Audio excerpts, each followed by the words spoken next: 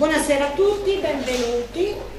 Per prima cosa vi ringrazio per essere intervenuti questa serata così calda. So che per molti è stato un sacrificio visto le temperature, quindi vi ringrazio tutti quanti. Ringrazio l'amministrazione comunale che ci ha dato questa possibilità di fare questa conferenza. Non sono potuti intervenire perché avevano degli impegni precedentemente presi, pazienza, sarà per la prossima volta. Siamo qui con Fabio Garutti. Buonasera.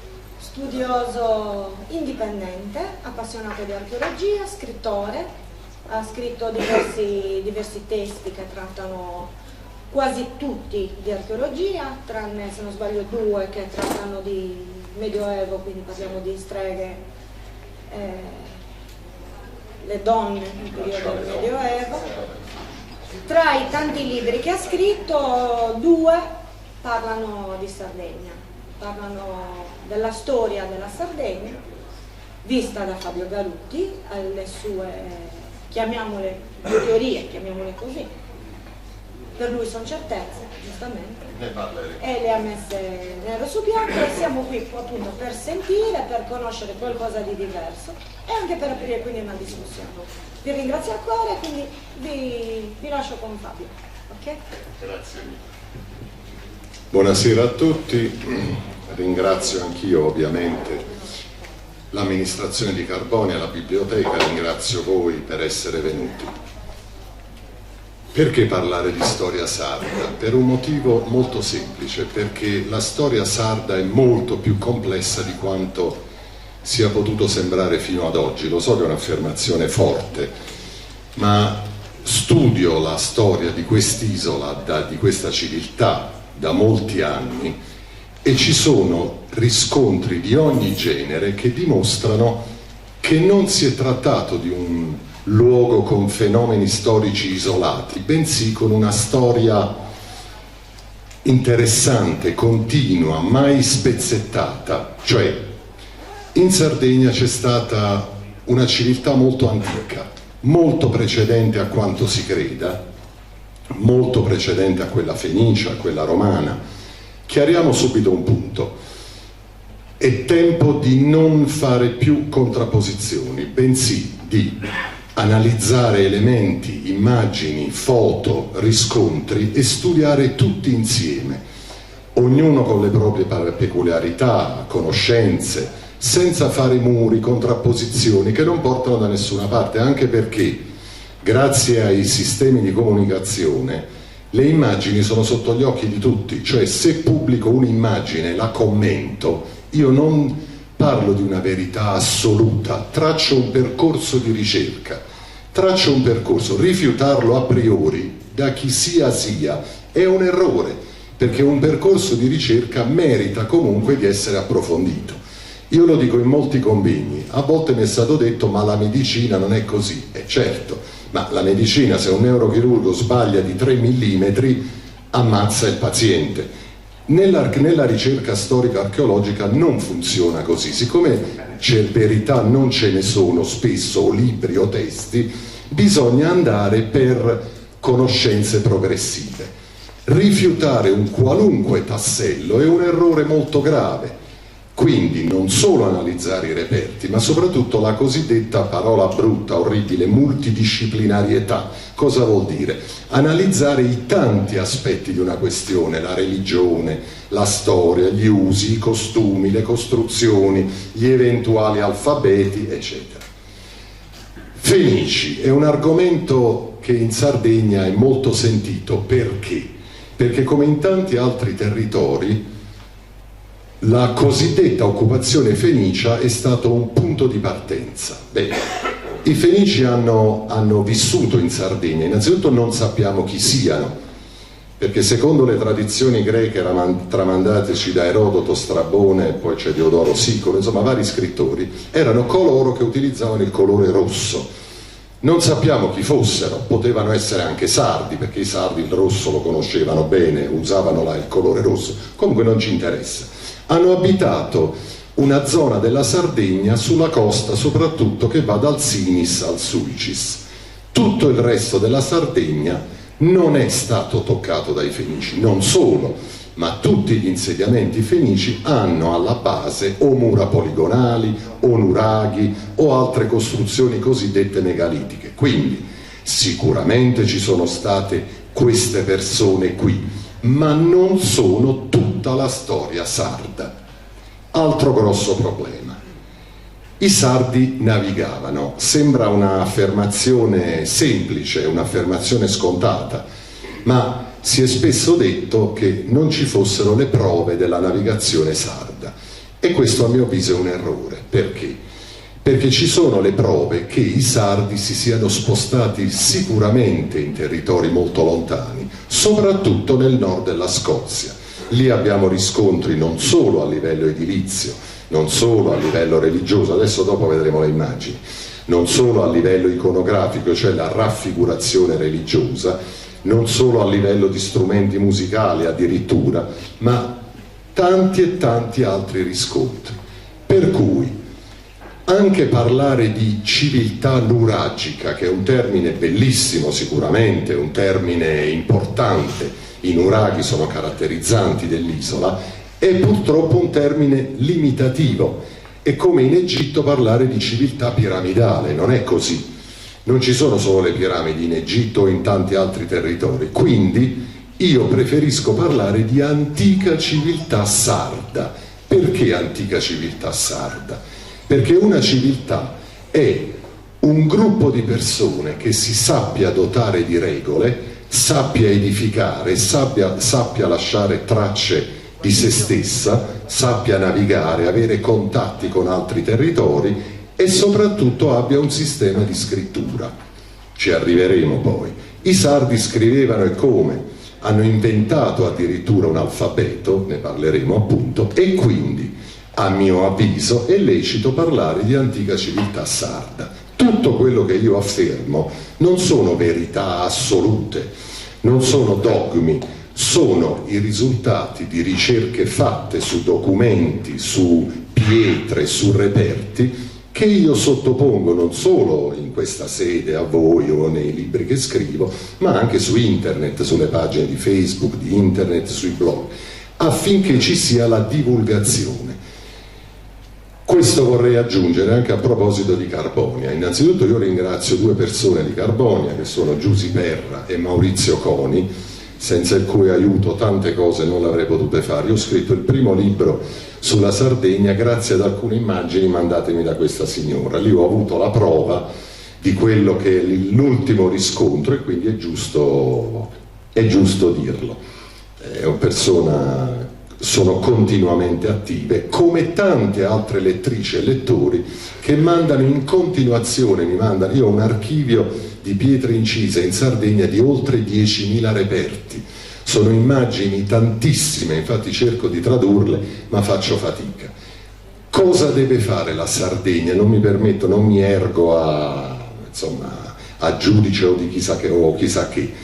La Sardegna deve parlare di se stessa, deve raccontare cosa ha, cosa è e soprattutto cosa ha rappresentato, perché è stata una civiltà potentissima, molto prima di tutte le civiltà storicamente conosciute. Solo che cosa è successo? È accaduto che, soprattutto nel 1629 o 28 a.C., è esploso il vulcano di Tera, quello che oggi chiamiamo Santorini, un'esplosione spaventosa, 10 volte il vulcano Tambora, che ha provocato non solo onde anomale, se ne discute, ma soprattutto una coltre di cenere che per quasi un anno ha coperto il cielo. Figuratevi che a luglio c'era il ghiaccio. Questo ci è testimoniato non solo nel Mediterraneo, ma in Cina e nel Nord America. Quindi è stata una catastrofe spaventosa, per cui una destabilizzazione in tutta l'area del Mediterraneo e da lì poi un progressivo rientro di tanti popoli dall'Oriente Mediterraneo verso la Sardegna. Mi potreste chiedere, ma possibile che la Sardegna non abbia mai avuto contatti nel passato col Nord Europa? E questa è la chiave dell'antica civiltà sarda. Prima del 2000 a.C., molto prima, i sardi si muovevano soprattutto perché su base mineraria siccome conoscevano la metallurgia e la conoscevano bene, erano alla perenne ricerca di materiali con cui creare il bronzo, quindi rame, stagno, oro, argento. Io ho trovato tracce dell'alfabetica sarda nel centro Italia, nella cosiddetta Ciociaria, la provincia di Frosinone, quindi anche simboli, rappresentazioni, per cui viaggiavano in questi territori. Direte voi, ma in provincia di Frosinone cosa c'era? C'era l'oro e l'argento. Lo so che non se ne parla, eppure è così, ci sono le testimonianze e le documentazioni. E viaggiavano soprattutto verso la Spagna e il nord della Scozia, le isole Orcadi e le isole Shetland. Col popolo scozzese hanno avuto legami molto, molto stretti. Lì abitava una popolazione chiamata Pitti. Su questi Pitti si è parlato pochissimo perché poco si sa e sono stati poco studiati perché in effetti si pensava che anche la loro civiltà, il loro popolo fosse rimasto circoscritto in questa minuscola area, e invece non è così. Proprio grazie allo studio di questa popolazione, trovando i riscontri anche in Sardegna, ho potuto cominciare ad accertare le rotte che i sardi facevano per andare nel nord della Scozia. Tenete presente che arrivare nel nord della Scozia non è uno scherzo neanche oggi, insomma è un viaggio complesso, lungo, è una rotta atlantica. O si taglia per la Francia attraverso il Rodano, i fiumi navigabili, se no bisogna circumnavigare la penisola iberica, insomma è una rotta atlantica. Per cui erano sicuramente in grado di fare questo. Perché? Perché abbiamo testimonianze, come vi ho detto all'inizio, di costruzioni comuni, di usi comuni, senza che questi usi siano reperibili nei territori intermedi. Che cosa vuol dire? Se io ho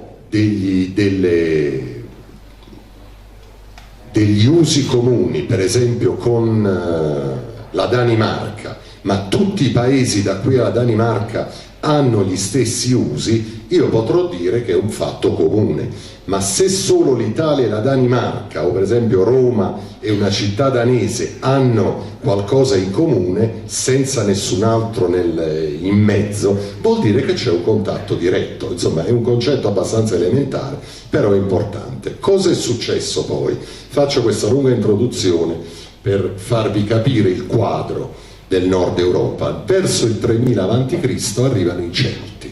I Celti chi sono? Sono una popolazione indoeuropea di cui non molto si è parlato, cioè se ne parla ma sono poco conosciuti. Per fortuna sono stati molto studiati in Germania.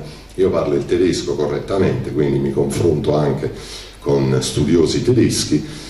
E questi Celti sono arrivati in Nord Europa tra il 3500 e il 3000 a.C. Hanno occupato il nord della Scozia, ma non hanno occupato anche l'Italia, ma non hanno occupato la Sardegna. Ed ecco lo stacco deciso tra Scozia e Sardegna. In Scozia questo contatto si interrompe perché i Celti hanno usi, costumi e tradizioni completamente differenti.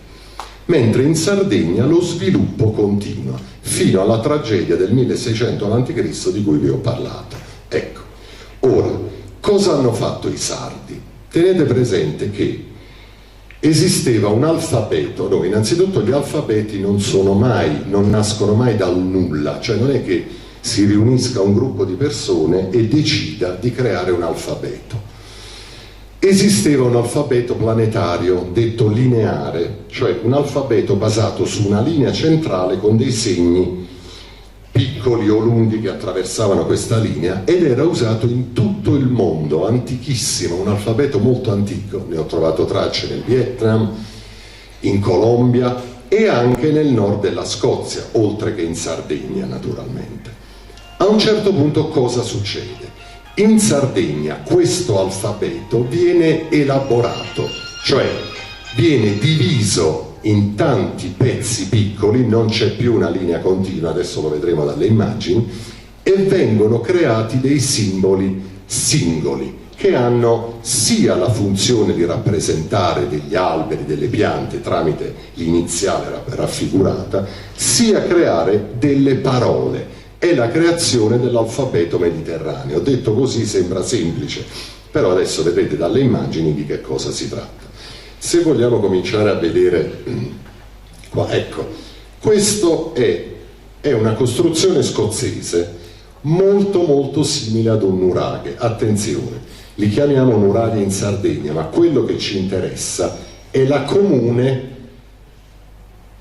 linea costruttiva, linea di edificazione troncoconica. Se vai avanti ci dovrebbe essere, ecco, questo è un nuraghe sardo tradizionale.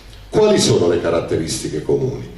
La forma troncoconica, il doppio muro, c'è una doppia cinta muraria, c'è una scala interna elicoidale in entrambi, in tutti e due. Io so che in Sardegna ci sono tantissime tipologie di nuraghi.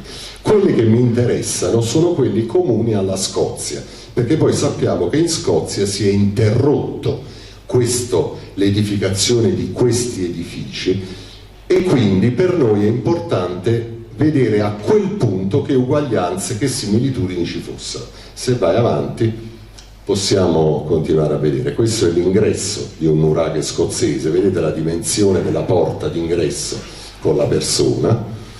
Se vai avanti, questo è l'ingresso, ecco, vedete, questo è un nuraghe scozzese per esempio, e ha una doppia cinta muraria, la potete vedere. Ora, un attimo solo, è importante capire questo: in Scozia questi edifici sono di due tipi. Uno si chiama Brock ed è molto più grande, quelli un po' più piccoli, alti fino a 20-25 metri, adesso purtroppo sono quasi tutti crollati, si chiamano Dan, scritto Dun, ma si pronuncia Dan. Questo vuol dire che questo termine Dan, che sicuramente conoscete, avete sentito anche tramite la parola Sardana o Serdan o Sardan, è un termine che identificava una fortezza, una torre, un qualche cosa. Andiamo avanti. Vedete la doppia cinta muraria, anche qui da noi, quindi delle similitudini obiettive. Ora, non è possibile che due popoli che vivono così distanti, senza che i popoli intermedi utilizzino una medesima tecnica edilizia, abbiano delle affinitudini, delle similitudini così marcate. Non è possibile. Cioè, chi ha costruito quelli conosceva anche quegli altri. C'è una matrice comune. Se fosse stata comune a tutta l'Europa, di questi edifici li avremmo avuti in Germania, in Inghilterra, in Danimarca, in Belgio, dappertutto, e invece no, solo in Sardegna e nel nord della Scozia. Tenete presente che nel nord della Scozia ce ne sono quasi 1500, non sono pochi, sono quasi tutti distrutti. I più interessanti sono nella zona centrale e nelle isole Shetland e Orcadi. Andiamo avanti. Vedete la doppia cinta muraria, la nicchia d'andito, anche questa è tipica sia della Scozia che della Sardegna. Parliamo soprattutto dei primissimi nuraghi, i nuraghi più antichi, ce ne sono 300 o 400, comunque sono veramente molto simili a quelli scozzesi. Andiamo avanti, vedete, scala d'accesso, scala inframuraria, anche qui sono sempre immagini Scozia e Sardegna. Ecco, questo è un pozzo sacro. Io feci su Facebook, qualcuno lo ricorderà, fece una sorta di test, pubblicai due immagini, questa è quella che vedrete dopo, dicendo: secondo voi dove sono questi due pozzi sacri? E mi dissero: beh, sono tutti e due in Sardegna. No, uno è in Scozia. Allora, il concetto del pozzo sacro è un concetto complesso, perché se il nuraghe può essere preso per una torre o per una fortificazione, anche se non lo è, il pozzo sacro dà l'idea dell'acqua sacra, e soprattutto l'edificazione di questo pozzo sacro non lascia dubbi, non è possibile, è una matrice comune. Qual è la differenza rispetto ai pozzi sacri sardi? Che quelli scozzesi sono stati tutti interrati. Quando sono arrivati i Celti li hanno interrati. Perché? Perché i Celti avevano un culto patriarcale, non matriarcale, mentre il culto dell'acqua è un culto legato alla donna, alla madre terra. Per cui i Celti interravano tutto ciò che fosse della cultura precedente. Adesso, per fortuna, in Scozia li stanno lentamente liberando da terreno, detriti, da qualche sepoltura casuale che è stata fatta, ed ecco che vengono fuori edifici di questo tipo.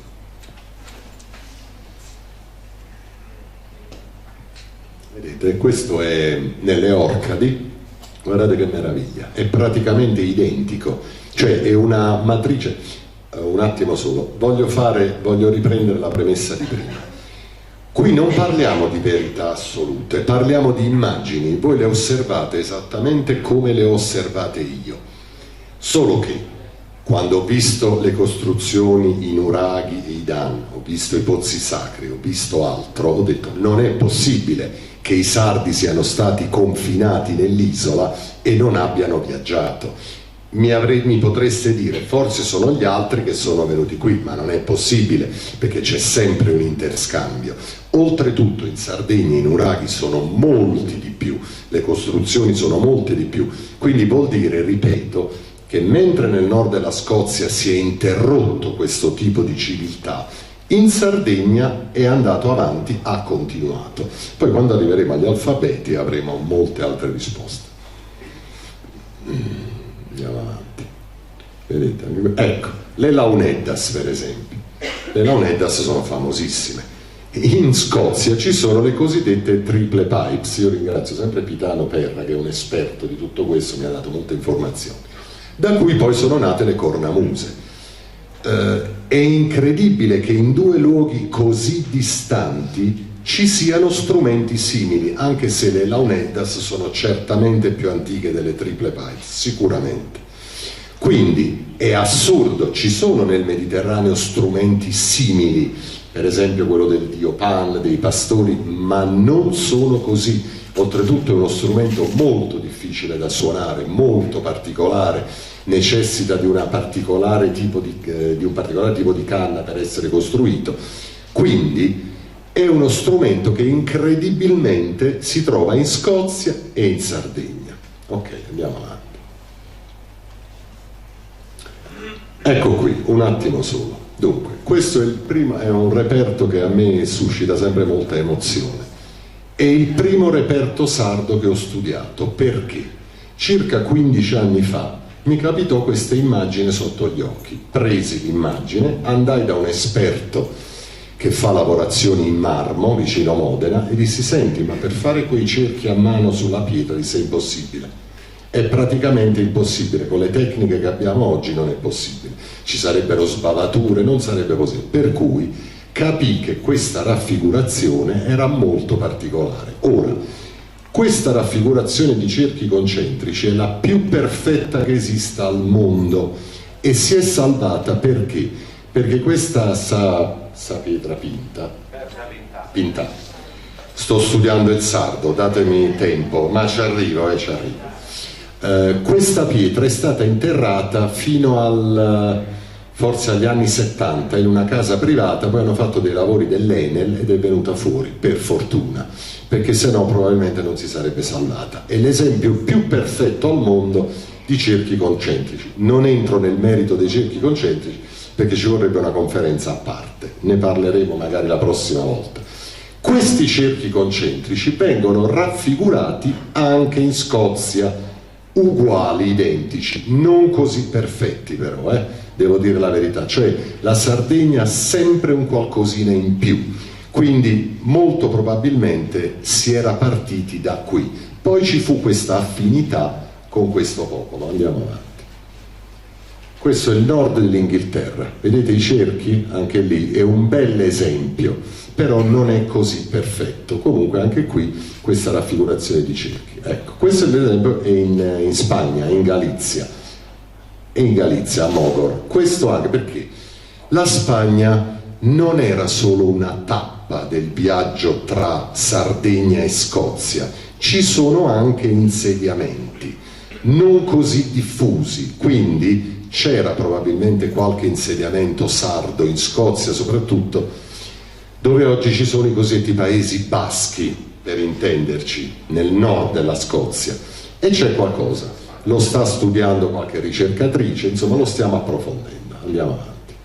Ecco qui, dunque, questa è una cosiddetta pietra pitta. Ora, Le pietre pitte che cosa sono? Sono delle sorte di steli nel nord della Scozia e sulle isole Orcadi e Shetland, appunto, con delle raffigurazioni simbologiche che non sono state ancora interpretate, ma quello che ci interessa è ciò che potete osservare sulla sinistra del reperto della pietra. Lì vedete una linea continua con dei segnetti. Questo è l'alfabeto Ogham, né più né meno, e questa è una pietra pitta sicuramente. Quindi l'alfabeto Ogham veniva usato molto prima dei Celti, perché spesso si è detto l'alfabeto Ogham o anche le rune sono state inventate dai Celti. Allora, altro punto importante: quando si fa un'analisi storica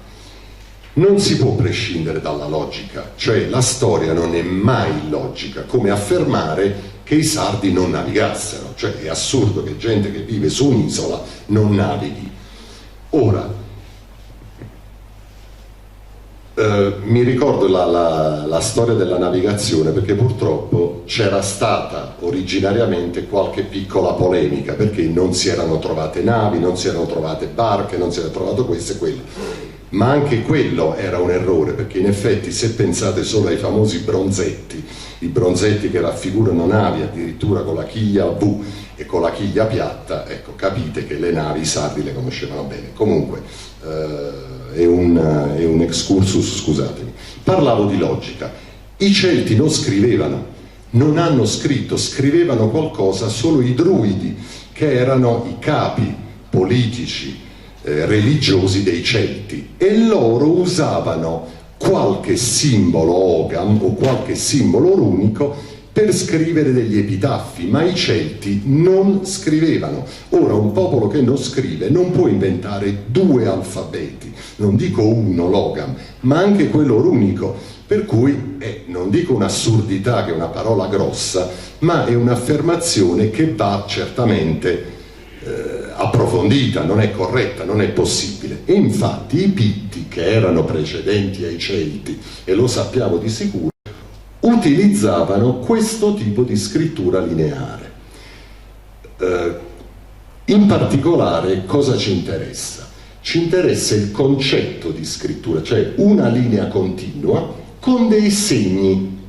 Lì vedete dei piccoli segni, o a destra o a sinistra, o che attraversano la linea, quindi un alfabeto lineare. Questo alfabeto lineare, che chiamiamo Ogham, perché? Perché se ne è scritto qualcosa in un luogo vicino appunto a una località chiamata anche Ogham, che poi, se ci fate caso, il contrario della parola Ogham è mago, vabbè. Ci interessa perché? Perché grazie a un testo copiato nel 1200 da due amanuensi inglesi, costoro cosa fecero? Scrissero alcuni brani, anche del Padre Nostro, in lingua Ogham antica, in latino e in lingua gaelica, quindi una sorta di stele di Rosetta. Questo cosa ci permette? Ci permette di tradurre questo alfabeto, però per farlo bisogna conoscere non solo il gaelico, non solo il latino, ma anche le lingue moderne, per fare un raffronto e capire quale sia il significato. Perché? Perché questo alfabeto Ogham, a differenza di tanti altri alfabeti non più utilizzati, come l'etrusco per esempio, tanto per intenderci, è ancora comprensibile, in quanto le radici delle parole sono usate ancora oggi, sia nelle lingue di derivazione gaelica e sia, udite udite, in sardo. Ecco, quindi una ulteriore comunanza tra questi due territori che casuale non è, perché se io ho dei gruppi quadri letterali in gaelico e li ritrovo identici in Sardegna, a volte con gli stessi significati, c'è ovviamente qualcosa che non quadra. Andiamo avanti, che la materia è un po' complessa, ma cerchiamo di renderla. Andiamo avanti, questa è una stela. Ecco, fermi. Questo è l'ingresso del complesso di Samandramanna a Tula. Guardate questi segni. Questi segni sono un Ogham perfetto, guardate, sono segni molto particolari, addirittura quello in basso a sinistra che sembra una H, ma non è una H, sono una A e una B. vedete, e poi segni trasversali. Che cosa succede in Sardegna? Dunque, questo originario alfabeto lineare, che era composto da 15 segni ed era usato in tutto il mondo, in Sardegna subisce una modifica importante, cioè, come vi dicevo, viene spezzettato. Vedete, cominciate a vedere che non c'è più una linea continua così marcata, ma ci sono dei simboli singoli.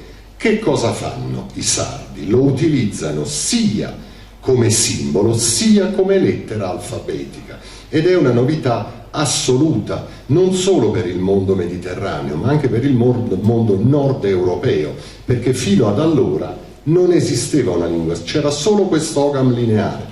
Parliamo di molte migliaia di anni fa, siamo prima del 3500 a.C. sicuramente, per cui non c'era un alfabeto. Tutto quello che verrà dopo è una derivazione di questa forma di scrittura. Andiamo avanti, che così capiremo ancora di più. Questo no, vai avanti, un altro segno. Ecco, questo è un lavoro che ha fatto Valeria Puzzo, una ricercatrice che collabora con me. Vedete, ha evidenziato tutti i simboli e cominciate a vedere che sono singoli, c'è ancora una linea di riferimento, ma i simboli cominciano a essere staccati. Ora, premettiamo che questo alfabeto Ogham era un alfabeto legato alla natura. Che cosa vuol dire? Siccome la natura era tenuta in grandissima considerazione, quindi c'era un culto della natura oltre che della dea madre, ogni simbolo equivaleva a una pianta ed era l'iniziale di quella pianta. Per esempio la B di Beit voleva dire betulla, quindi quando si indicava il simbolo della B si indicava una betulla. Ora, chi ha fatto tutto ciò? Sono stati i sardi, cioè loro per evidenziare, identificare un tipo di coltivazione utilizzavano il simbolo che rappresentava quella coltivazione. Poi ovviamente lo utilizzavano per creare delle parole. Andiamo avanti. Eccolo qui. Questo è l'alfabeto Ogham completo. Avete ancora la linea di riferimento, la potete vedere, quella linea di riferimento che poi in Sardegna scomparirà. E vedete che tipo di simboli siano. Li abbiamo potuti tradurre nel 1200 grazie a questo testo, libro di Ballimot, che vi ho citato. E alcune lettere mancano, non ci sono. Guardate la M, sembra l'esame dell'oculista. Guardate la M giù in centro in basso. Quella lettera è la capogruppo di quei 5 simboli che vedete con le barre trasversali. Quelli sono stati inventati in Sardegna, sono stati utilizzati qui e vi spiego il perché. Il simbolo in basso della M indica la vite vinifera. Allora mi direte voi, e com'è? Non possono averlo inventato in Scozia? No, perché in Scozia la vite vinifera non c'è. Le prime coltivazioni di uva risalgono a qualche decennio fa troppo freddo. Quindi questa è la prova che questi simboli sono stati inventati in Sardegna, perché la vite vinifera era qui. Devo dire la verità, grazie al lavoro di studiosi molto in gamba, si sta accertando che la vite in Sardegna è molto molto antica, per esempio la vernaccia, per cui c'è un riscontro anche in questo senso. E quindi proprio questo simbolo non poteva nascere in Scozia o in un territorio del nord Europa. Ovviamente tutti i territori dell'est mediterraneo, Mediterraneo orientale, non utilizzavano l'Ogham, hanno utilizzato degli alfabeti successivi, derivati da questo tipo di scrittura. Andiamo avanti. Ecco, questi sono i 5 simboli sardi. Ora, colgo l'occasione per dirvi come trovarli quando andate in giro per campagne, per reperti, sul megalito che c'è all'ingresso di un nuraghe. Allora, innanzitutto i segni devono essere perfettamente dritti. Li guardate, li sono stati evidenziati da noi col rosso, naturalmente. La profondità deve essere costante, lo spazio tra una linea e l'altra deve essere costante e non vi sbaglierete.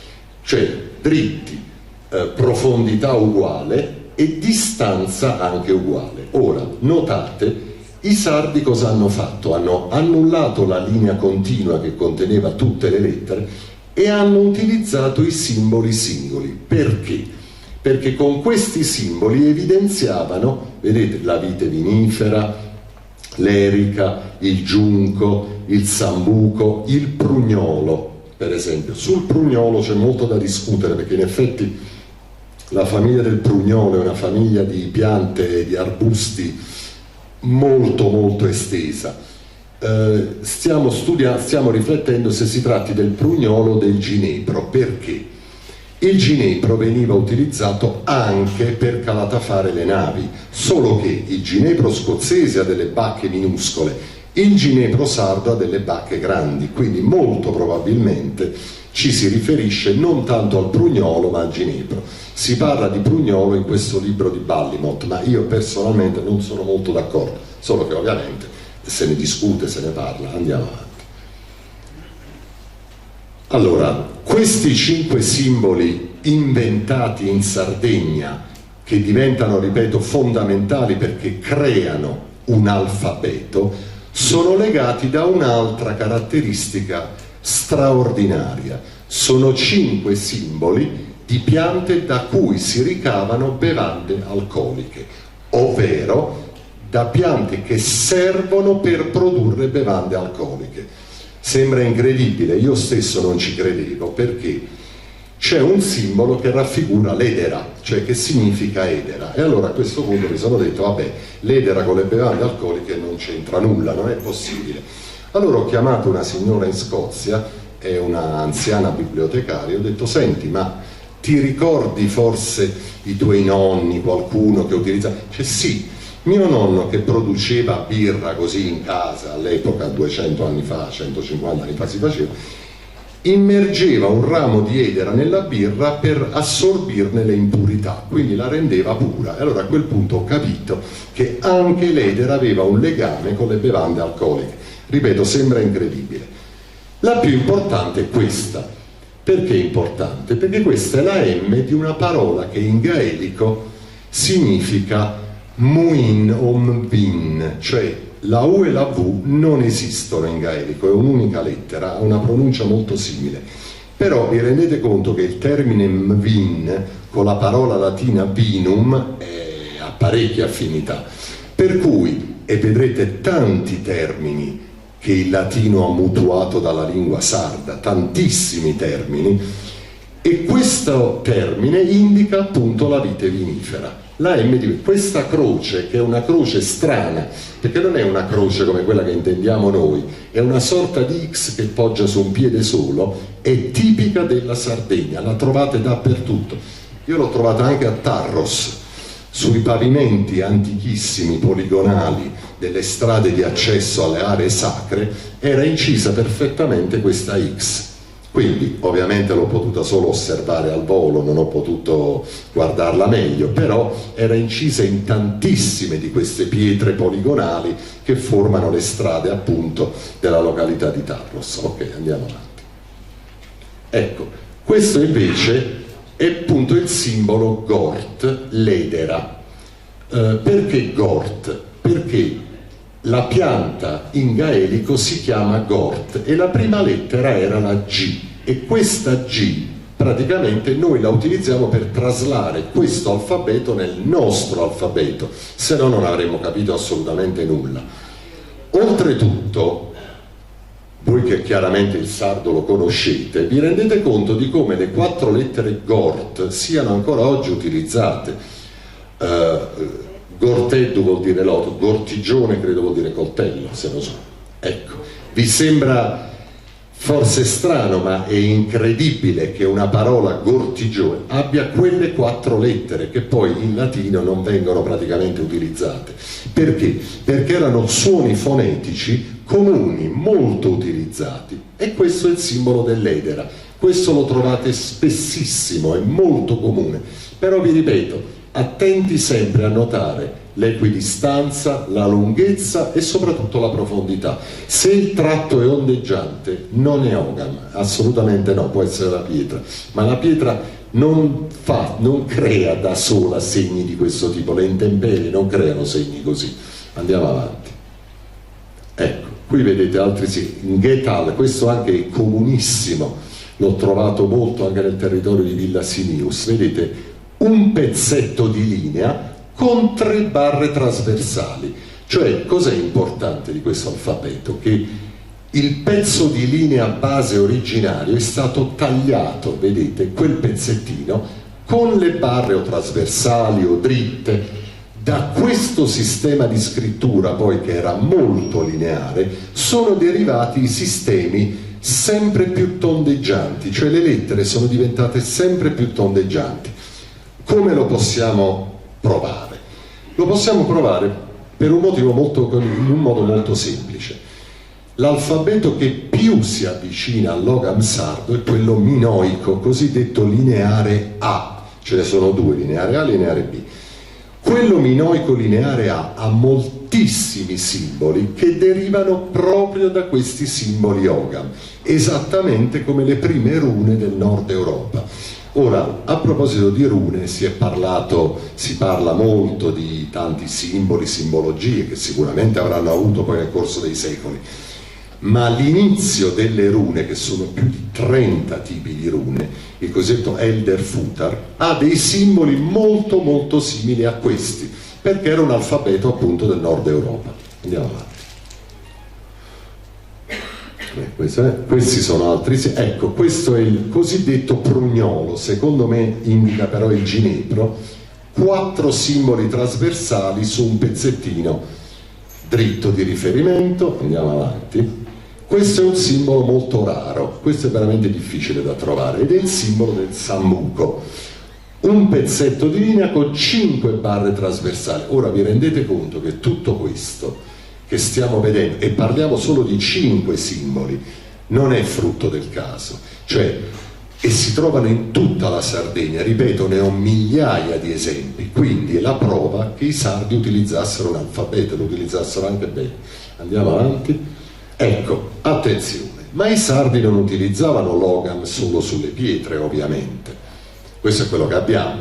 Abbiamo la fortuna di avere anche alcuni bronzetti, uno in particolare, questo purtroppo è andato in asta a Londra. Io ringrazio la signora Francesca Visano, che vive in Inghilterra, che mi ha mandato questa immagine prima che venisse venduto all'asta, reperto 1,92 credo, e qui vedete l'uso dei termini, dei simboli Ogam. Non ci sono ancora quelli trasversali, quindi questo tipo di scrittura è quello precedente a quello inventato dai sardi, e trovate delle parole faba, abba, saba, che potete tradurre anche voi in base all'alfabeto che avete visto, quello schema che avete visto. Vedete, dividendo i vari simboli otterrete quelle lettere, grazie appunto alla traslazione effettuata nel 1200 col libro di Ballimont. Ora, cos'è interessante notare? Che sono termini mutuati poi dalla lingua latina, e il bronzetto è sicuramente precedente alla storia, alla cultura latina, su questo penso che nessuno abbia dei dubbi. Per cui saba, abba, faba su fabario, ecco, abba è un termine usato, saba, poi in latino diventa sapa, da cui la parola italiana saporito deriva da questo, ed è una salsa, specie di vinaccia, appunto, di mosto cotto, esatto, che serve per gli alimenti, per i dolci soprattutto. Andiamo avanti. Ecco, questo è un altro simbolo. Quando lo trovate dal vivo è così, però io ci tengo molto a questo, perché a me interessa che lettrici e lettori possano da soli trovare i riscontri, senza sempre un'intermediazione. La Sardegna è piena di pietre così, quindi guardate, segni equidistanti, stessa lunghezza e stessa profondità. Poi vi faccio vedere, una volta evidenziato, ecco, vedete i vari simboli che ne vengono fuori. Certo è uno studio attento, bisogna guardare le luci, sono reperti che hanno migliaia e migliaia di anni, e qui ci sono alcune lettere molto interessanti, tra cui il gruppo letterale AMA, A-M-A. Il gruppo AMA è molto utilizzato perché sia in gaelico che in sardo ha dei significati molto precisi, anche più di uno. Amais, trovato, sia in sardo che in gaelico, amais trovato, me l'ha detto Francesca, insomma. Perché lei è di Ho capito, questo è un altro problema, che ci sono poi giustamente le varie lingue sarde parlate, però a noi interessa il gruppo letterale. E ama in gaelico è usato ancora oggi. Insomma, il gaelico puro non esiste quasi più, viene parlato solo in Scozia, si tende a parlare sempre di più in inglese, purtroppo. Figuratevi che le lingue gaeliche erano 4 addirittura: gallese, scozzese, irlandese e canadese. Quindi c'era già un contatto col continente americano, un pochettino prima di Cristoforo Colombo, diciamo così. Ok, andiamo avanti. Ecco, vedete altri segni, altre linee. Guardate quello sulla destra, vedete tutti questi trattini a destra, a sinistra, sono tutte lettere Ogham. Ecco, e questo è quando viene evidenziato, si fa uno studio. Il simbolo in rosso è sempre quello che da solo indica la vite vinifera, insieme agli altri indica la M nel contesto, nell'ambito di una parola. Ok, andiamo avanti, vedete, ce ne sono dappertutto, guardate, dappertutto, assolutamente. Vedete? Ecco, questi qui addirittura notate perfettamente quello che vi avevo detto, l'equidistanza, la lunghezza dei simboli. Che cosa succede poi?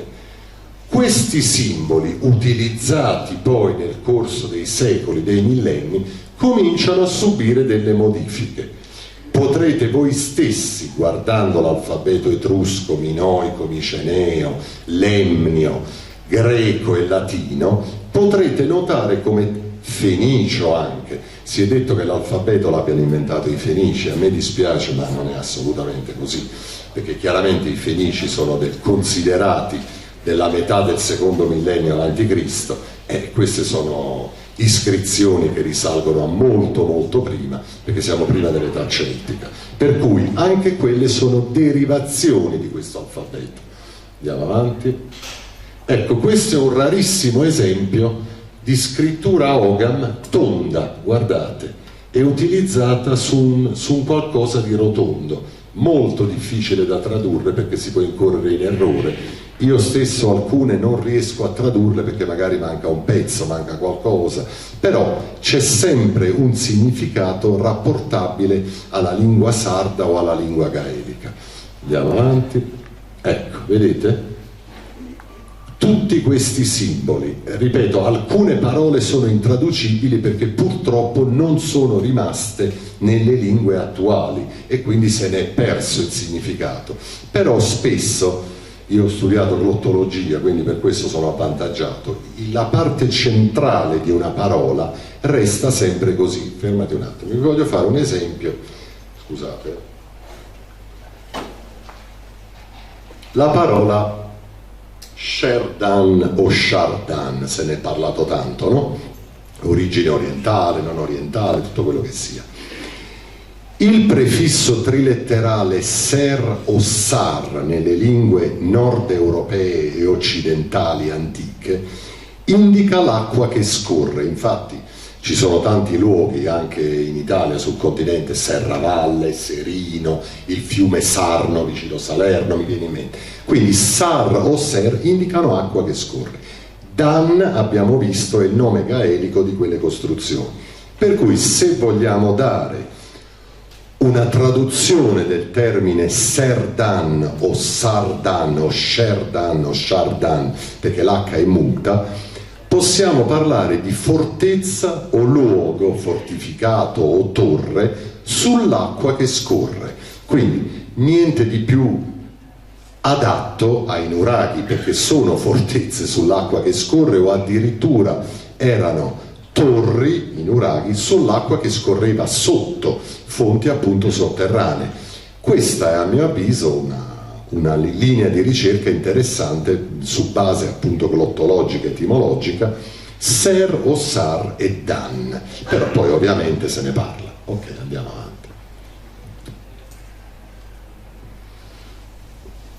Ecco, questo è un altro esempio di Ogham tondo, vedete?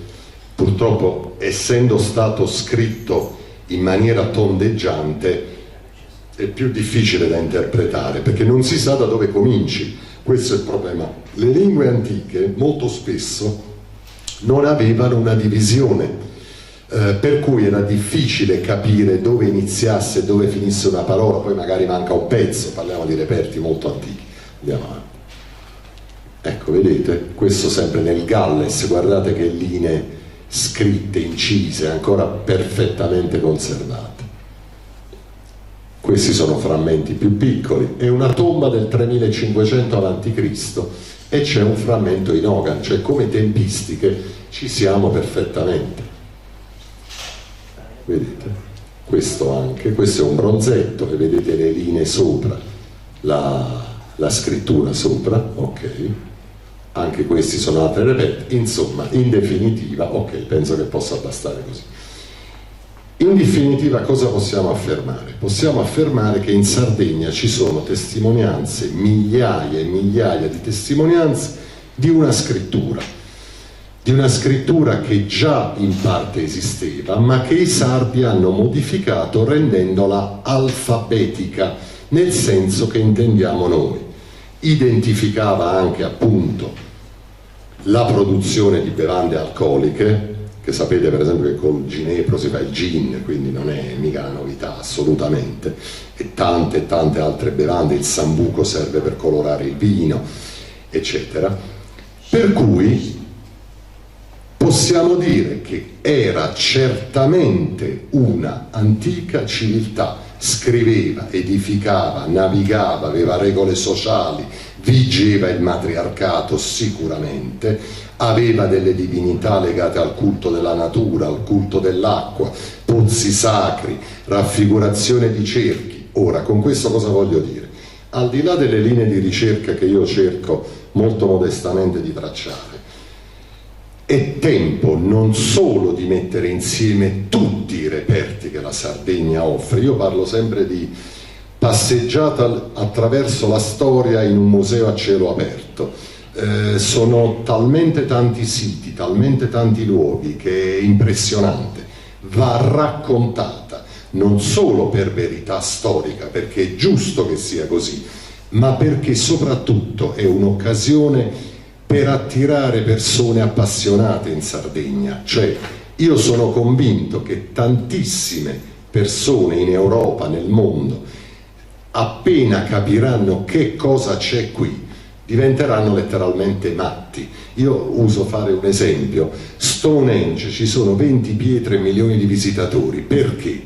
Perché si racconta, se ne parla. Se io per esempio vi dico vorrei andare alle Maldive, tutti noi diciamo che belle le Maldive, ma di noi probabilmente non ci ha dato nessuno, forse qualcuno, però parlando di isole Maldive siamo tutti estasiati e non le conosciamo affatto. Perché?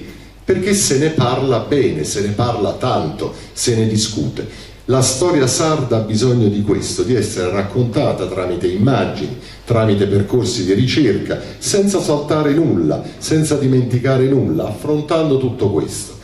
Ma è importante cercare anche di persona, quando si va nelle campagne, nelle terre, trovare queste pietre, fare delle foto. Tutto questo è pubblico, a parte i libri che ho scritto, vabbè, ma c'è su internet, su Facebook, se ne parla, se ne discute. Insomma, è tempo che la Sardegna racconti se stessa, perché lo merita, perché è giusto così, perché non è giusto che non venga raccontata. Solo questo non è un discorso polemico, assolutamente, è un percorso di ricerca per trovare la verità storica, e la verità storica di tutto il Mediterraneo la trovate qui, nell'isola che abitate voi. Per cui diamoci da fare tutti insieme. Ecco, tanto per concludere. Ora, grazie mille, non voglio tediarvi oltre. Se avete qualche domanda da fare o qualche cosa, sono a vostra disposizione. Mi rendo conto che è una materia complessa, difficile, cioè per chi non ne ha sentito parlare può essere una fonte, cioè un bombardamento di nozioni.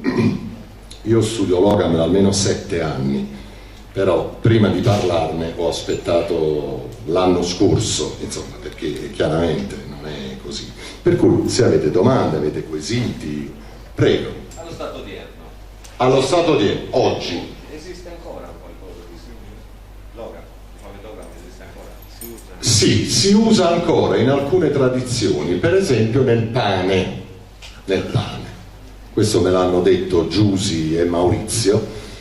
In Sardegna c'è la memoria di questa lingua, assolutamente c'è, sì, vedete?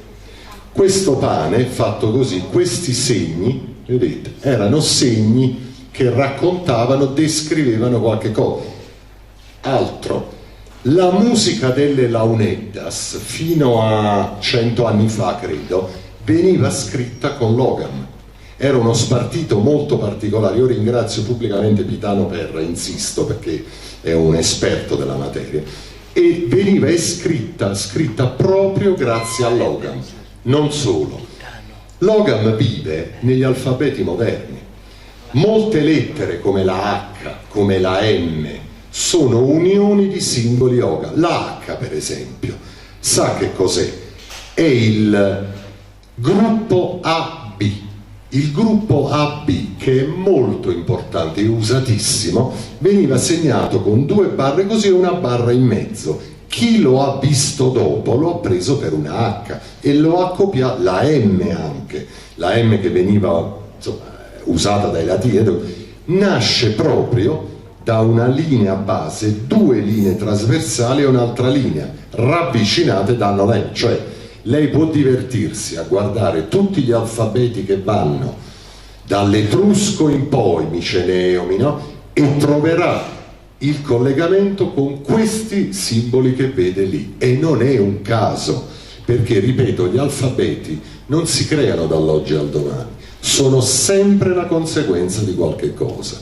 Io, prima di fare affermazioni così perentorie, le assicuro che ho analizzato almeno 10.000 pietre sarde, almeno.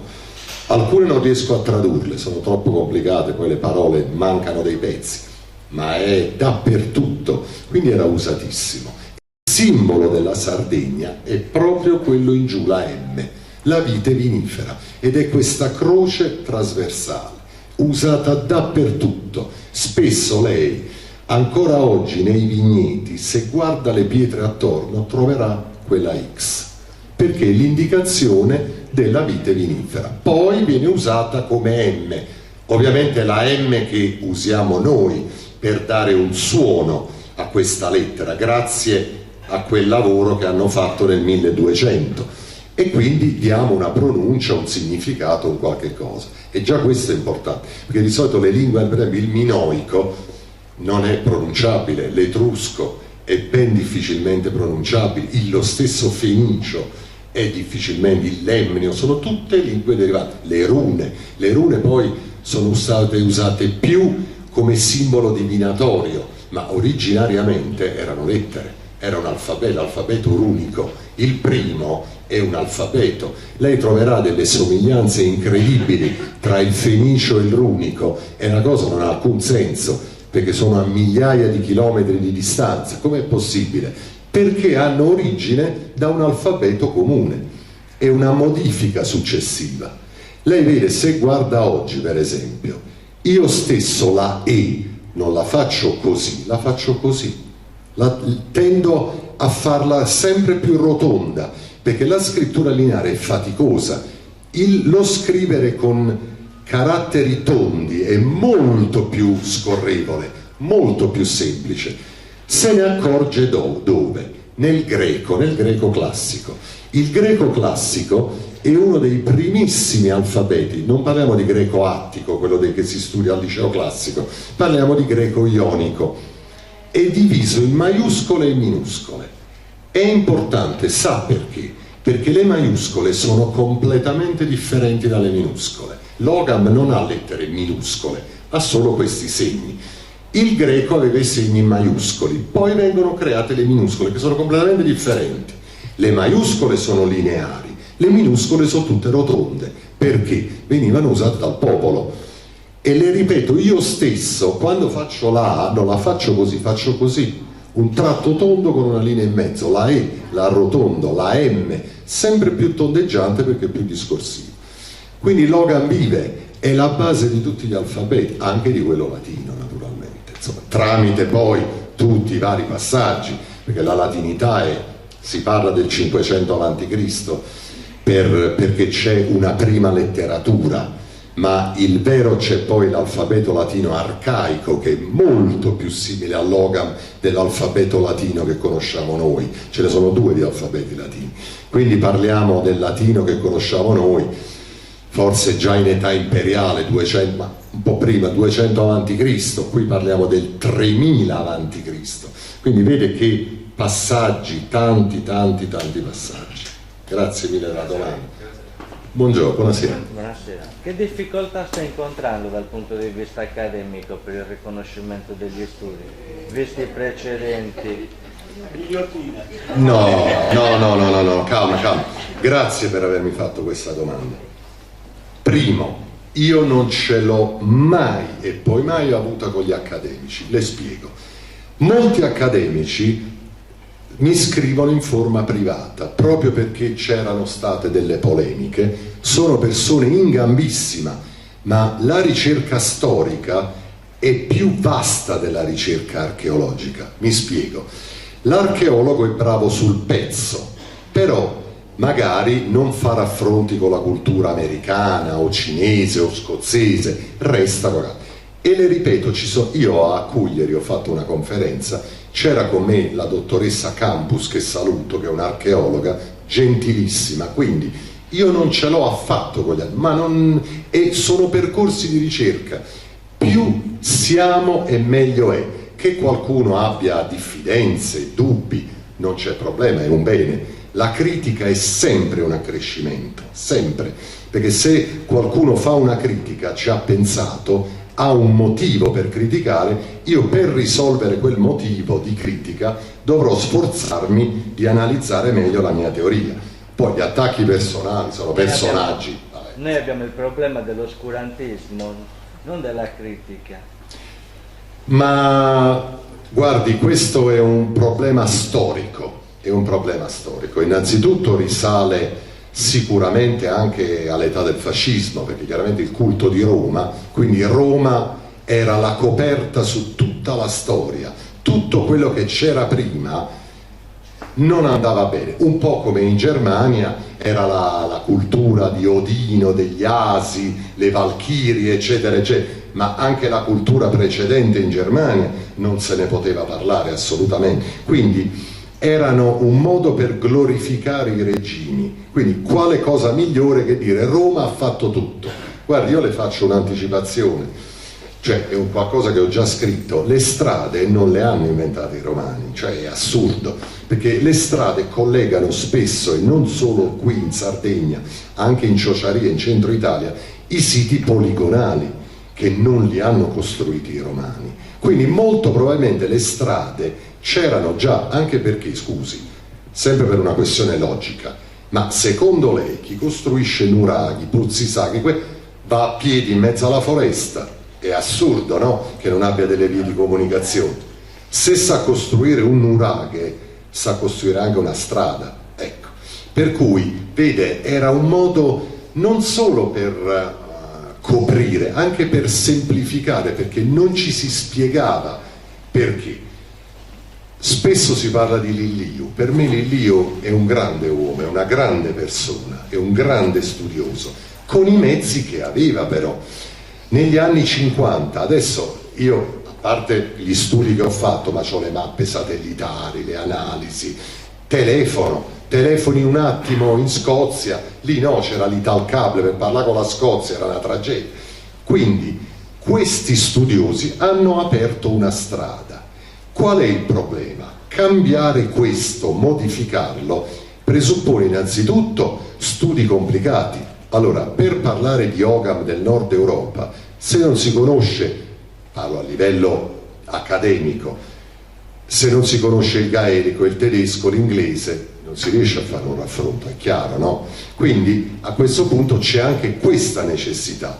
Magari ci si è specializzati sulle lingue orientali e non su quelle. Quindi ci vuole una multidisciplina e tutto questo lo può fare solo un lavoro in team di tutti, cioè non è più tempo di fare polemiche, tanto queste sono prove che vedono tutti, cioè raccontare che l'Ogam non esista in Sardegna è assurdo, cioè lo si trova dappertutto, a ogni angolo di strada, ha un significato, è traducibile.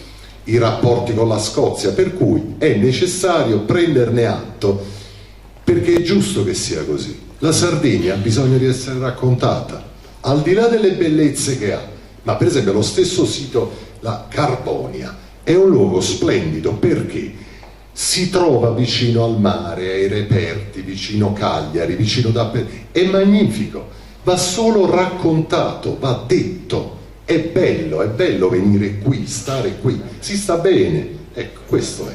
Per cui le polemiche, chi vuole fare polemiche faccia polemiche, chi vuole lavorare lavora, e le ripeto, ci sono tantissimi accademici, e non solo in Italia, Spagna, Germania, con cui mi confronto quasi quotidianamente, e a volte ci confrontiamo duramente, perché poi sulle idee ci si confronta in modo duro, e poi a volte la mettiamo sul ridere, poi ci sono delle preclusioni di base a volte, ma non è possibile, e invece sì, cioè quello è forse il problema più grosso, pensare ma possibile che i sardi facessero tutto questo? Sì, è possibile, io prima di scriverlo i dubbi me li sono posti io stesso, no?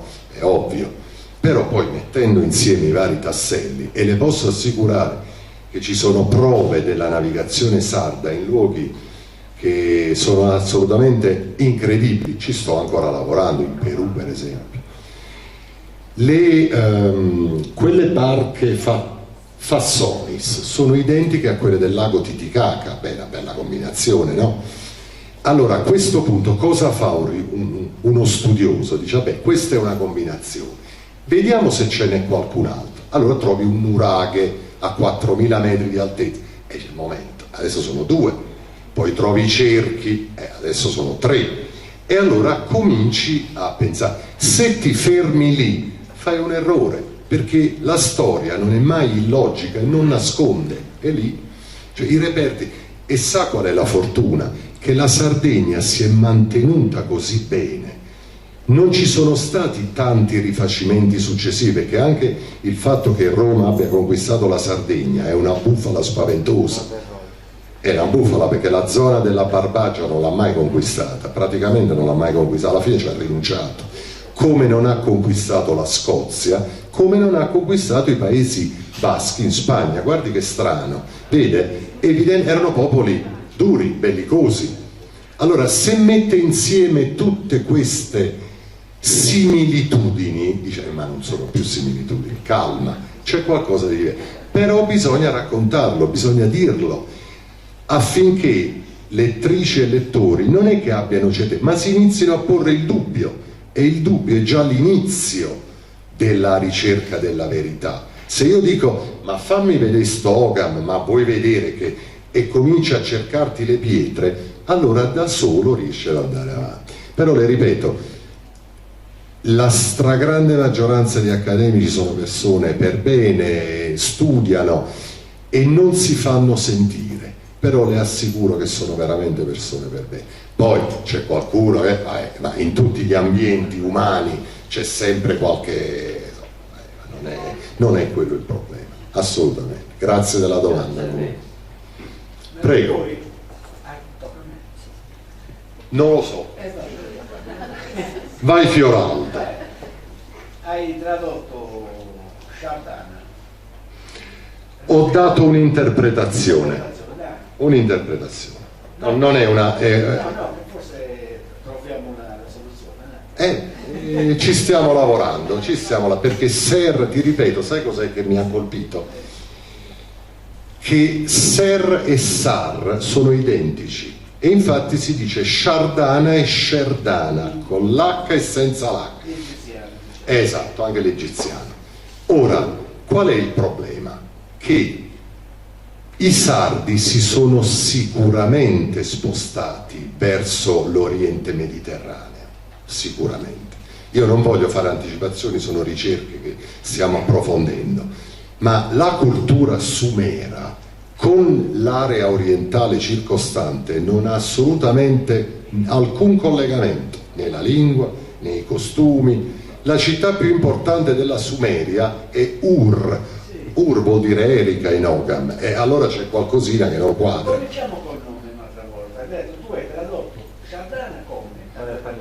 La fortezza sull'acqua che scorre. Adesso lo traduciamo in Sumer. Sì. E vuol dire Shar, lo sappiamo tutti, vuol dire signore, perché anche Sì, lui anche Cher, signore, sì. Dan è una parola carica che vuol dire forte, e A vuol dire sia acqua che figlio. Quindi chi erano i Chardin? Vedi che c'è una certa attinenza. Chi erano i Chardin? Erano i figli dei forti signori che abitavano in Sardegna. Questa è la mia interpretazione. Benissimo, vedi che però c'è. È chiaro che ci deve essere un legato. Se tu mi stai dicendo che questo qui è uno stabello molto antico, Sì. e poi si è evoluto, è chiaro che sia creato, ma che tu dica che non c'è nessuna assinenza con la cultura sumerica o sumera in Sardegna, secondo me è sbagliato. No, ma io non ho detto questo. No, anzi, ho detto che i Sumeri erano collegatissimi con i alla voglia. Ho detto proprio il contrario. Parole che hanno lo stesso significato. No, perché siamo due collegati. No, ho detto che i Sumeri hanno ben poco in comune con i popoli dell'area circostante. Ho detto proprio il contrario. Sì, no, Ok, prego. chiarissimo. Altre domande? Non so che tempi abbiamo, Giusy, Alle 8 chiude. Alle 8 chiude proprio. Prego, signora. Che idea ha lei di questi cerchi?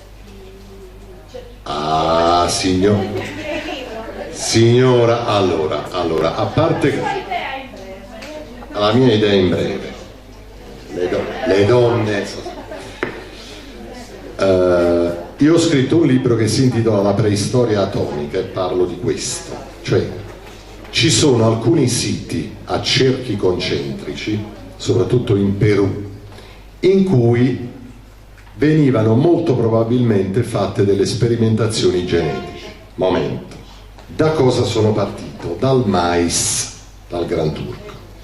Un giorno ero in campagna, ho chiesto a un contadino: scusa, ma la pianta di mais, se non la togli tu e non la segni tu, muore. Ho detto, ma com'è possibile? Scusa, se è una pianta, la pannocchia resta lì, non cade, è serrata da 2 foglie. E poi disse: se i semi per assurdo cadessero per terra, siccome sono troppo pesanti, le piantine crescerebbero tutte insieme e soffocherebbero e la pianta morirebbe. Dice: no, secondo me non è una pianta naturale questa. E questo era un contadino.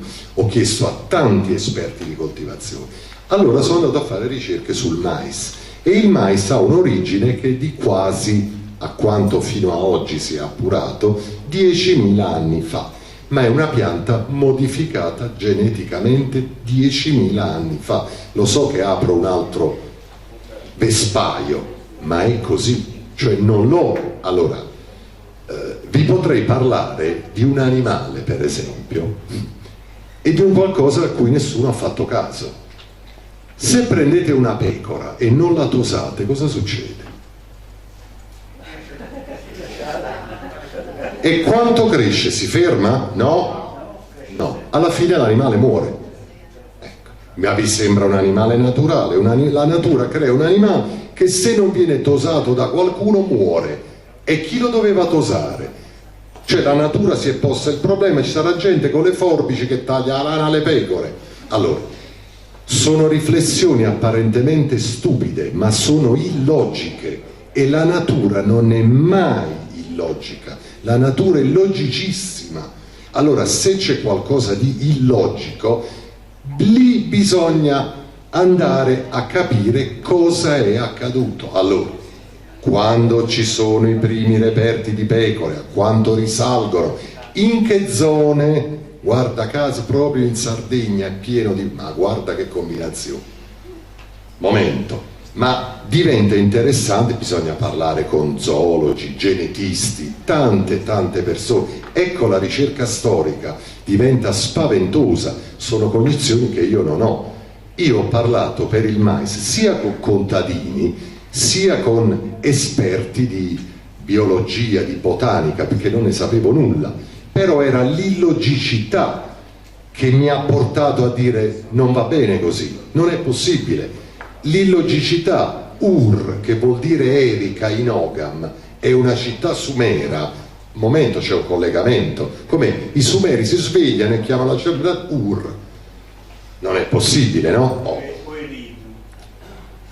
No, non parliamo di sumeri, se no facciamo le 3 del mattino. Allora, però, per cui Questi cerchi sappiamo di sicuro che servivano per modifiche genetiche delle piante. Dice lei, tu come fai a saperlo? Perché ce ne sono ancora oggi, ce n'è uno in Giappone, ancora attivo, cerchi concentrici, in mezzo il cobalto 14, piante seminate uguali a distanze differenti, 10, 20, 30, 40 metri, le prime muoiono per le radiazioni, le ultime non subiscono modifiche, quelle in mezzo subiscono delle modifiche, si chiamano campi gamma, punto e basta.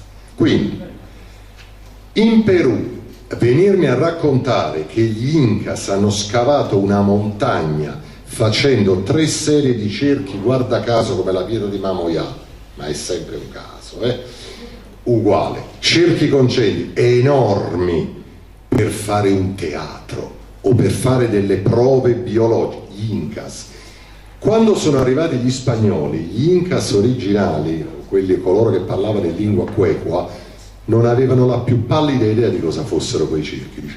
Boh, però sono dedicati al dio del mais, ecco. Il mais è una pianta sacra.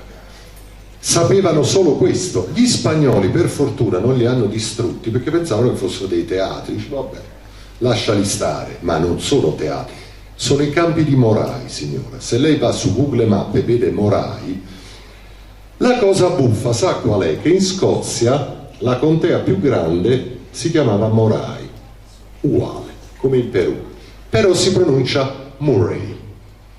Mi fermo qui, però Murray, la M e la N sono uguali, Nurray, Nurrai, la I diventa GH, può diventare Nuraig, tipo, e mi fermo qua, perché non voglio andare avanti, ma se no qui veramente facciamo, cioè ci sono tanti percorsi, non è che siano cose che vengono dalla Luna, è solo porsi un dubbio e cominciare a cercare.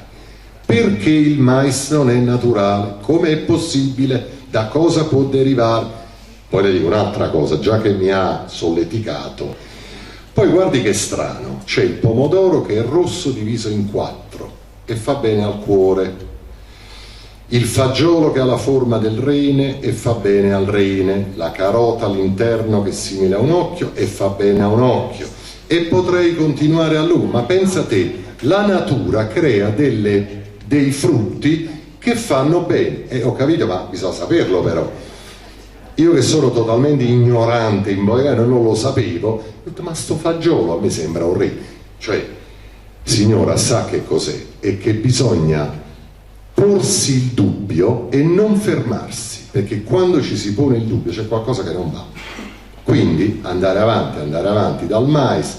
Adesso è venuto il dubbio sulle pecore, perché hanno trovato una pecora in Inghilterra dopo 1 anno e mezzo che pesava 28 kg ed aveva 23 kg di lana, praticamente stava morendo di fame perché aveva talmente, non riusciva neanche a mangiare. Ho detto, ma com'è possibile che una pecora in natura, se non la tosa nessuno, muoia? E cominciò a lavorare. Certamente mi serve l'aiuto di tante persone, ma è un percorso logico. Quando vedevo questi segni incisi sulle pietre ero dubbioso, però ho detto, a me sembra strano, allora ho cominciato a cercare, poi c'è l'aiuto di tanta gente su internet, devo dirle la verità, mi mandano quasi 200 foto al giorno, 200-300 foto, però devo cambiare computer, 200-300 foto al giorno e io le analizzo tutte ed è tutto un lavoro di squadra. L'accademia osserva, usa i propri tempi, i propri sistemi, ma giustamente l'ufficialità non può, poi sa che cos'è, purtroppo cioè non purtroppo, è un dato di fatto, a livello accademico il bucologico, cioè l'illogicità, non è fonte di ricerca, non è un male, è un sistema che l'accademia si è data, giustamente, ma ci mancherebbe altro. Per la ricerca l'illogicità invece è un qualcosa da per sé, è un indizio, non una prova. Per l'accademia no, dice no, se non c'è, non c'è. Io dico se non c'è, a metà non c'è, ma l'altra metà ci potrebbe essere.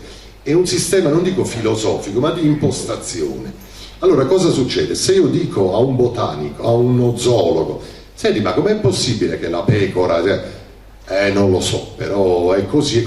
Non è che si pone il dubbio, perché lui lavora in un altro modo, non è sbagliato, è un altro sistema.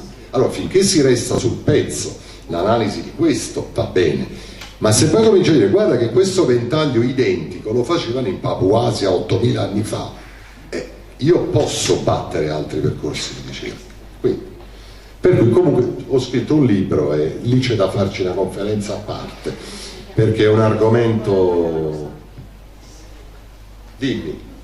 No, prego, abbiamo ancora tempo? Nei suoi libri parla tanto di cultura planetaria. Sì. Quindi c'è stato qualcosa che ha accomunato tutti. Era probabilmente un unico popolo, cioè era un'unica... Non le posso ancora dire di più perché ci sto lavorando, perché poi arriviamo a temi che so che vi sono molto cari, però sono molto inflazionati, e quindi quando si parla di alcuni temi molto inflazionati bisogna andarci coi piedi di piombo, perché è facile. C'era sicuramente, però, signora, un unico popolo. Allora mi porta alla questione, quindi affronto un altro tema che mi è molto caro, quello delle piramidi, no? Sono famose quelle di Giza e le conosciamo tutti. Peccato però che in Cina ci siano 1500 piramidi che nessuno conosce, ne parlo solo io, di cui 3 identiche a Giza. Adesso su Google Maps non si vedono più, non ci sono più, io però ho le immagini di quando si vedevano ancora. 1500, in Messico ce ne sono una marea, quindi anche le piramidi facevano parte di una cultura planetaria. L'Ogam, questo alfabeto lineare di 15 simboli, senza quelli trasversali che hanno creato i sardi, era diffuso su tutto il pianeta, sicuramente. Le ripeto, tracce in Vietnam, una pietra in una località che si chiama Sapa, oltretutto, vabbè, si chiama Sapa in Vietnam, e in alcune grotte in Colombia. Proprio Ogam, perfetto, però senza i segni trasversali, e poi sempre su una linea continua. Sa perché?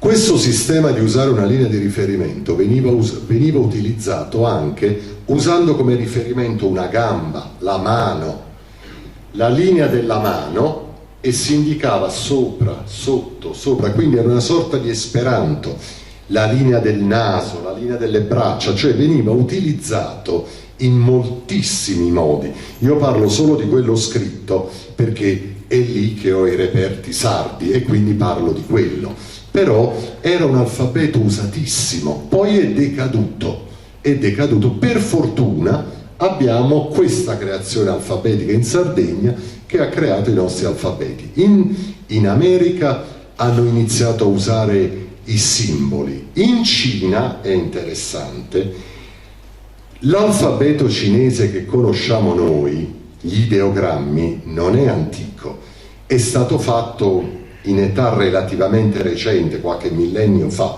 Prima si scriveva su gusci di tartarughe e abbiamo ancora le testimonianze, ed è molto molto simile all'Ogam, quindi anche lì c'era una scrittura molto simile, poi si è evoluta nei famosi ideogrammi, monogrammi, eccetera. In America si è usato il latino e in Europa si è usato il latino, ma la base di partenza è l'alfabeto dell'antica civiltà sarda. Questo lo so che è duretta, però è così, quindi si può verificare. Prego, c'è qualche altra domanda o... Posso... Ah, mi scusi, non l'avevo visto. Quindi vorrei dire, riguardo a questi cosiddetti fenici, Sì, siccome aia. i sardi si erano spostati in quella zona quando c'era stata la battaglia di Kadesh, cioè Sì, la che famosa erano battaglia di alleati Kadesh. dei faraoni dell'Egitto, e si erano fermati lì diversi secoli, cioè Sì, sì. a quei tempi non si viaggiava come si fa oggi. Quindi, e poi un'altra cosa, cioè c'è la conferma anche dagli archeologi israeliani che ci sono delle costruzioni molto simili ai nuraghi, e loro dicono che li hanno costruiti i sardi, cioè confermato da questi qua.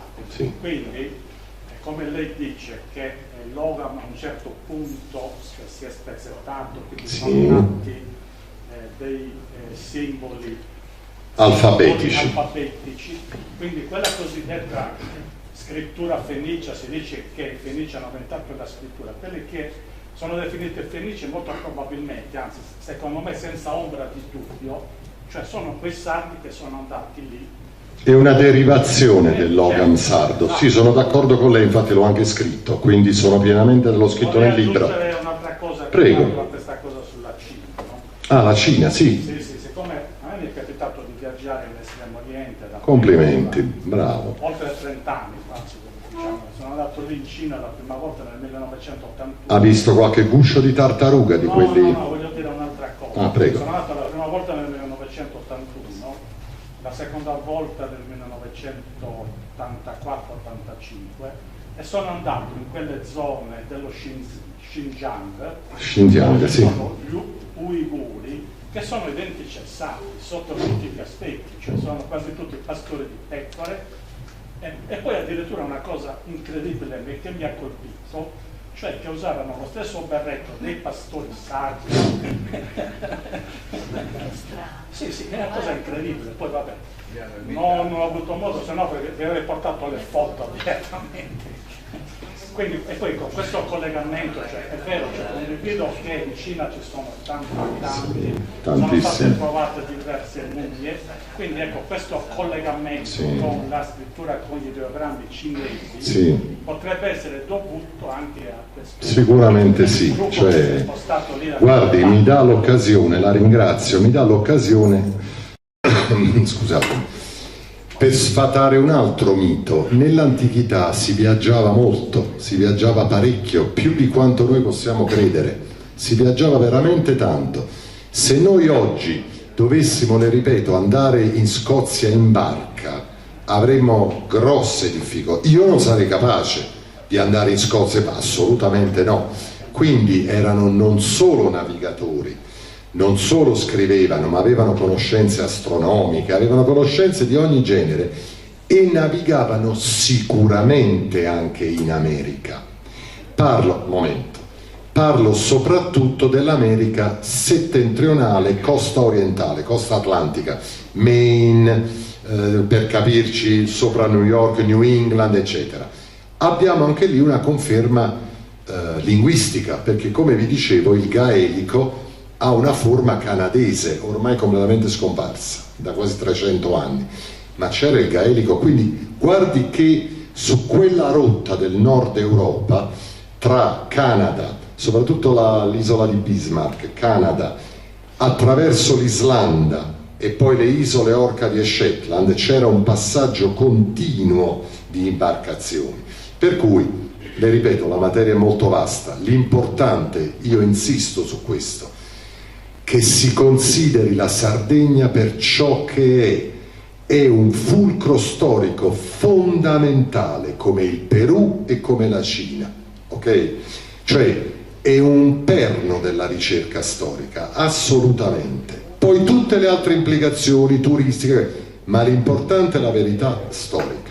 E la verità storica parla di un'antica civiltà sarda e su questo penso che ci si possa lavorare a fondo. Ok, sono le 8:15, penso possiamo chiudere. Vi ringrazio tutti, gentilissimi, buonasera.